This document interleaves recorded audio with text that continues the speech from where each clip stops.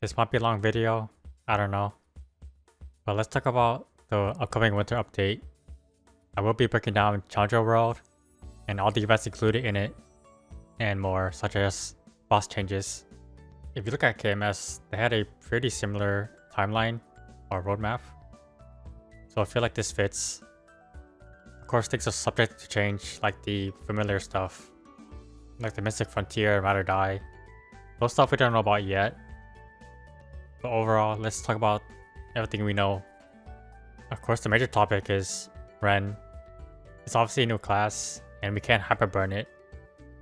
And luckily, Miss made a really good video on this, so I will link it below if you guys want to see. There's too much going on with me jumping between the different articles, so they would not be in any particular order. First things first is, they're getting rid of the portals, and we do have this new box. I've talked about it in my previous video, but you just break the box and it's RNG for a better box for more EXP. And of course we have the new runes. So after every 4 normal runes, you get this new rune.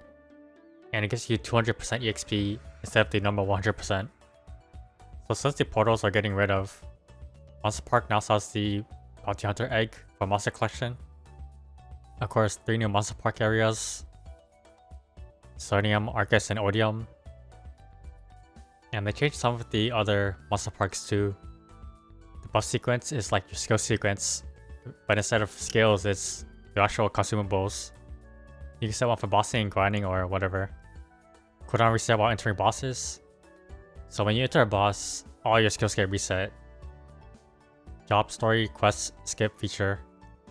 So when you make a new character, you can skip all the story stuff.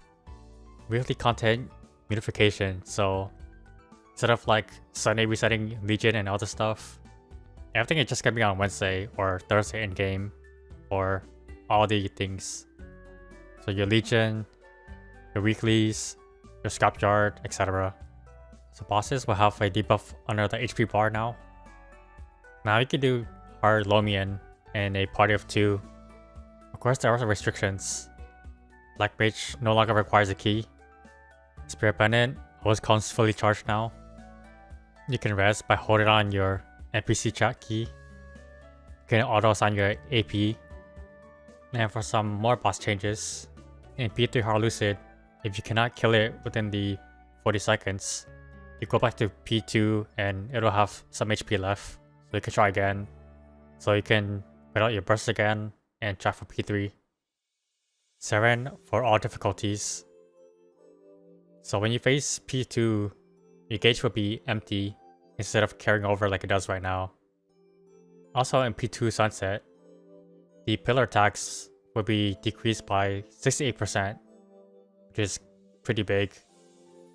So the pillar's gonna be skinnier. And the infamous Midnight Phase, so the anti-cheat mechanism, when you do too much damage in the Midnight Phase, it auto phases to the other phase, the dawn phase. Now that doesn't matter. You can freely purse in Midnight if you need to. And there's a lot of calling changes. Basically in P1, all the perils, they don't hit as far. In P2 calling, the quote-unquote FMA or tests, the duration is less now. And calling cannot attack during the tests. And in P3 also, the attack range has been decreased. For Root Abyss and regular Hela, when you enter the portal, you just enter the boss fight, instead of killing those mobs in between. When you enter a instance map where it removes your buffs, like Covert or Punch King, it will no longer take away your buffs.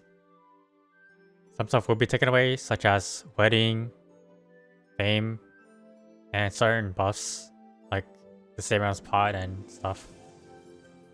Okay, I think that's it for QoL.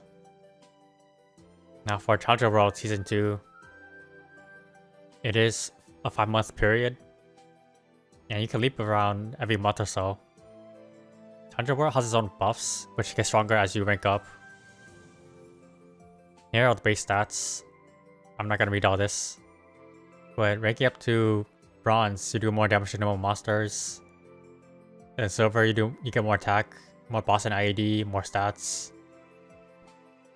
Gold, you get attack, more boss, more ID, and so on. So you get stronger as you just play the server. And again, I think most of us will probably sit around Emerald like last season. I'll explain it in a bit. If you're unfamiliar with Challenger World, there's no links, there's no Legion, no Monster Collection. You only get 5 character slots, period. So the missions, I took a bit of time to break down these missions. So you can see here, Emerald is 30k points, which is like the sweet spot. You get points from killing mobs, 1k a day, and then 5 times a week. You also get points for just achieving levels. And of course, soloing these bosses. So here's the chart for the level breakdown. I think level 280 would be pretty achievable. 285, maybe if you grind a bit more than usual. And 275, you can just pretty much do dailies and just sit there. Especially with the upcoming events, which I'll explain in a bit. But the hunting missions, it's only 1 a day per ID. But it's a Challenger World mission, so if you're in Challenger World, it doesn't really matter. So for the bosses, you have to solo these bosses. And you can do it in practice mode. So if you defeat a higher difficulty boss, all of the lower ones will be counted as defeated too. And there's a big chart. And I did do the math and break down the minimum. But as you reach these like milestones and get these boxes, you get rewards too. As well as you're ranking up and getting more stats. So the first box is Erdos and frags. So whopping 100 frags. And then silver, you get a level 4 Ozring. Gold, you get 200 frags. Platinum, you get 300 frags. And Emerald is a sweet spot where you get 20 level 200 pots. It's basically like a free 4k Legion. And then Diamond, Master, and Challenger. It's nice to have them, but you don't really need them. There are some other perks that come with Diamond, Master, and Challenger, which I'll explain in a bit. So with the points, you also get the shop with it. Most of the coins you could buy with these regular shops. And then the special shop, you need to kill the harder bosses. The main thing being is the Karma Abyss Rebirth Flame, which you can roll tier 5 to tier 7 flames only. So to get those special coins, you gotta defeat Black Mage and harder. And then the Mystical Seal, I think this is like a reg server thing. So I'm not gonna talk about it because honestly, I don't know what this is about.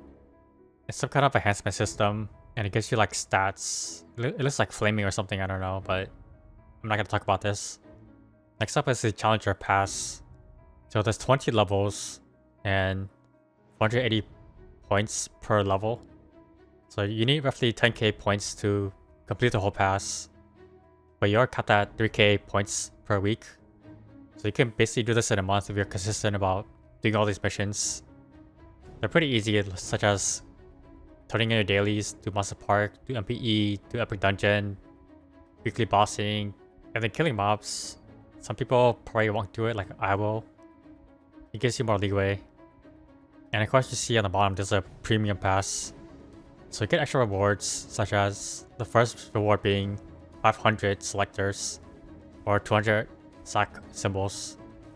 And like level 6 for example, you get 100 more frags instead of the 10. They're just really good rewards. I would definitely recommend buying this for what you get. And the premium pass is roughly 20k people points. I think it's pretty good value. Especially because it also gives you 200 more damage to mobs and 20% more EXP. Even if you're not grinding, it's still worth it for all the rewards. And it's pretty easy to do. Next is the Hyperburn Max, where you get 5 levels instead of 1. It goes from 200 to 260, and it does work on Ren. And there's a reward for the Hyperburn Max. You get a bunch of free goodies. First thing you get is a snail pet, and then obviously all the stuff that comes with it, such as CRA set, symbols, nodes, etc. But if you're in Challenger World, which is the right side, you get even more rewards.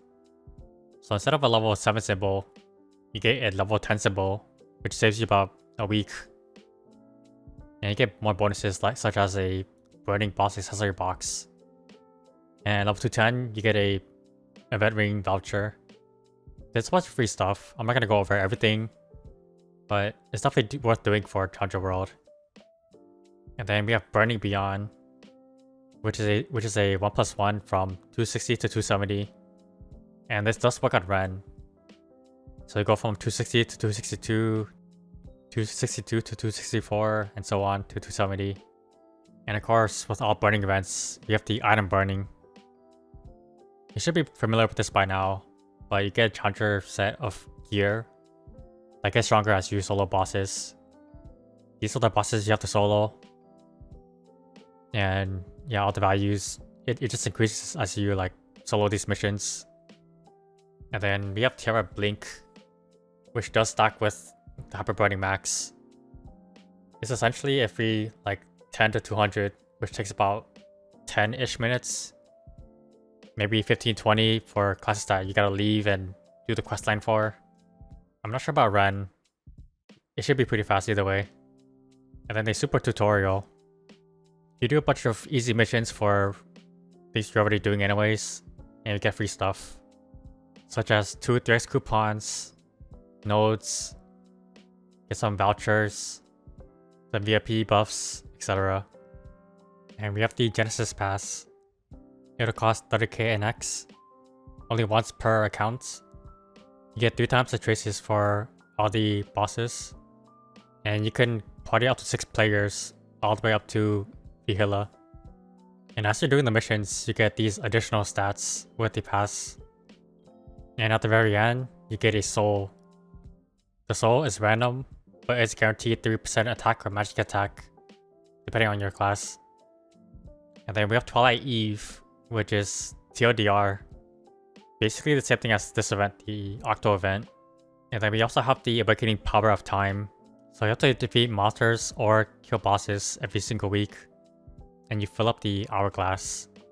You can fill it up 10 times a week. So for the killing mobs, you kill 1k mobs for every sand of time.